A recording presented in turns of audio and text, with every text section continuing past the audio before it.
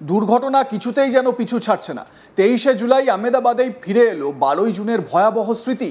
আহমেদাবাদ থেকে দিউ যাত্রা করার কথা ছিল, তার আগেই বিপত্তি। বিমানের একটি ইঞ্জিনে আগুনের ফুলকি দেখা দেয়।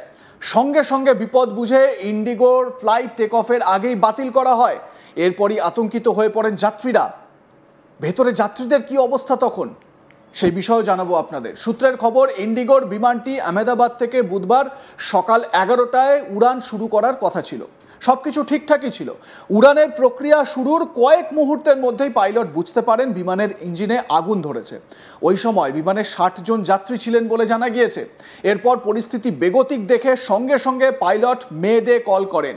এরপরই তৎক্ষণাৎ বিমানের উড়ান বাতিল করে দেওয়া হয়। এই খবর ছড়িয়ে পড়তেই যাত্রীরা আতঙ্কিত হয়ে পড়েন। এরপর যাত্রীদের এক এক করে বিমান থেকে নিরাপদে নামিয়ে আনা হয়, অর্থাৎ যাত্রীরা প্রত্যেকেই সুরক্ষিত রয়েছেন। ঘটনার পরেই ইন্ডিগোর পক্ষ থেকে জানানো হয়েছে 23শে জুলাই আহমেদাবাদ থেকে দিউগামী ইন্ডিগোর ফ্লাইট 6E7966 এর উড়ানের ঠিক আগে একটি যান্ত্রিক ত্রুটি ধরা পড়ে।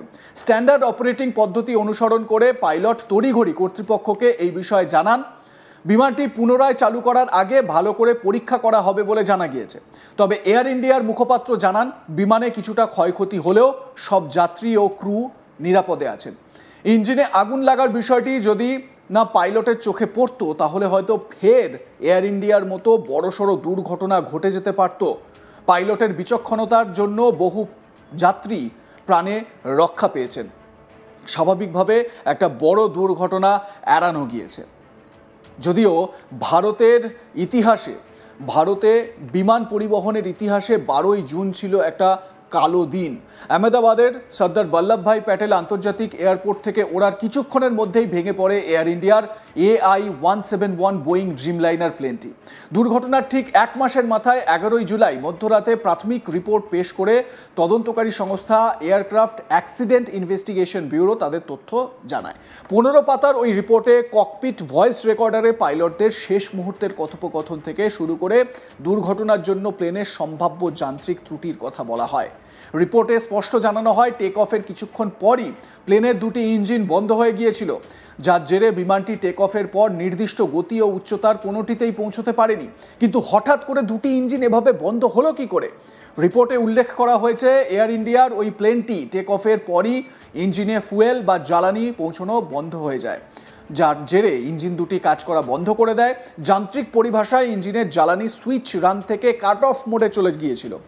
এই হঠাৎ করে জ্বালানি সুইচ কি করে রান থেকে কাট অফ মোডে চলে গেল, তা নিয়ে দুই পাইলটের কথোপকথনের কিছু অংশ ধরা পড়েছে।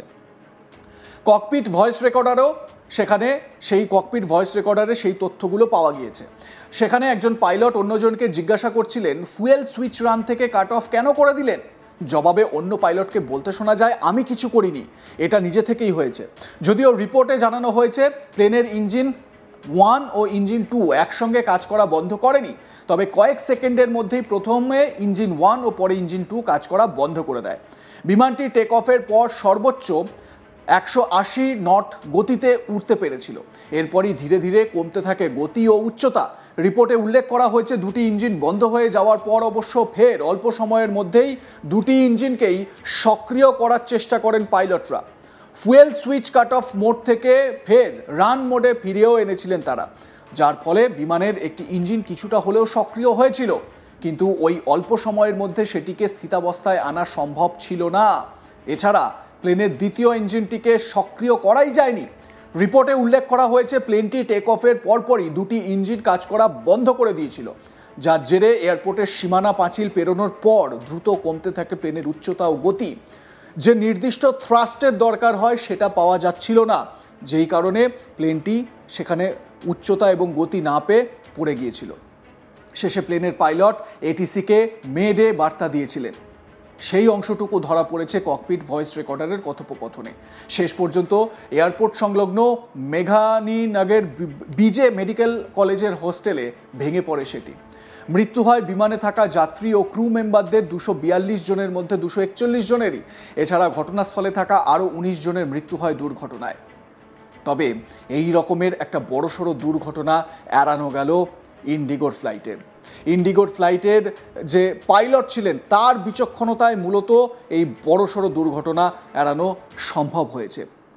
তিনি আগুন দেখতে পান, আগুনের ফুলকি নোটিস করেন এবং তারপরই মেডে কল করেন এবং তারপরই উড়ানটি সেই মুহূর্তে বাতিল করা হয়। একবার ভাবুন, প্লেনে আগুন লেগে গেছে, কোনো একটি অংশে প্লেনে আগুন লেগে গেছে, ভেতরে 60 জন যাত্রী রয়েছেন এবং সেই সময় দেখা যাচ্ছে যে যিনি পাইলট রয়েছেন তিনি মেডে কল করছেন। স্বাভাবিকভাবে মেডে কল করা হলেই তখন কিন্তু একটা আতঙ্ক বা চাঞ্চল্য ছড়িয়ে পড়ে এবং সেই সময় যাত্রীদের মধ্যে হুলস্থুল পরিস্থিতি তৈরি হয়। কি হবে এইরকম সিচুয়েশন তৈরি হয়। একবার দেখুন ইন্ডিগো ফ্লাইটের সেই সময়ের সিচুয়েশন দেখুন।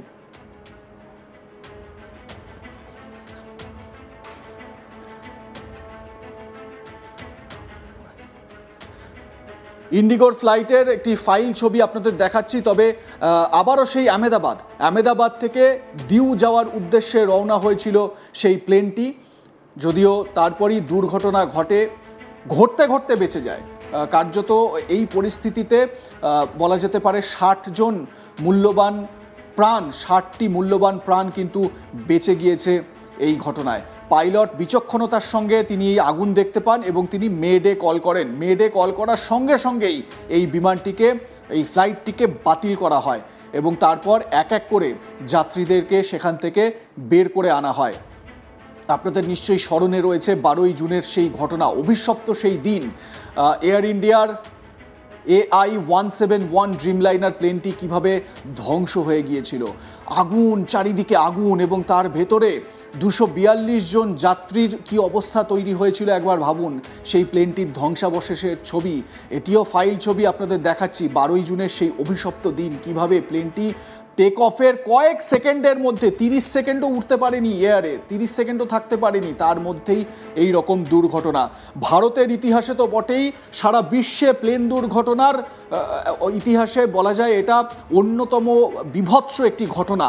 এই ঘটনার যে ভয়েস রেকর্ডার উদ্ধার করা হয়েছে, সেই ভয়েস রেকর্ডারের উদ্ধার করা থেকে দুজন পাইলটের মধ্যে কি কথোপকথন হয়েছে সেই বিষয়গুলো কিন্তু সামনে এসেছে। কি করে ইঞ্জিন রান থেকে কাট অফ মোডে চলে গেল সেই বিষয় নিয়ে কিন্তু ধোঁয়াশা রয়েছে। যিনি প্রথম পাইলট দ্বিতীয় পাইলটকে জিজ্ঞাসা করছেন এটাকে কাট অফ মোডে কেন নিয়ে গিয়েছেন। দ্বিতীয় পাইলট বলছেন আমি নিয়ে যাইনি, আমি কিছু করিনি, অটোমেটিক হয়ে গেছে। তার মানে যান্ত্রিক কোনো ত্রুটি ছিল নিশ্চয়ই। কি যান্ত্রিক ত্রুটি ছিল সেটাই এখন বড় একটা ধোঁয়াশা। তবে এই ধরনের দুর্ঘটনার যে হাতছানি বারবার দেখা যাচ্ছে, যেরকম এই ইন্ডিগোর প্লেনটির ক্ষেত্রে হলো, 60 জন ভেতরে রয়েছেন এবং বিমানে আগুন ধরে গেছে হঠাৎ করে, পাইলট মেডে কল করেন এবং তারপর ফ্লাইট ক্যান্সেল করা হয়। আশা করব এই ধরনের ঘটনা আর ঘটবে না, মূল্যবান প্রাণগুলো আর যাবে না। লাইক, কমেন্ট, শেয়ার করুন, আপনাদের মতামত জানান। দেখতে থাকুন আজ তাক বাংলা।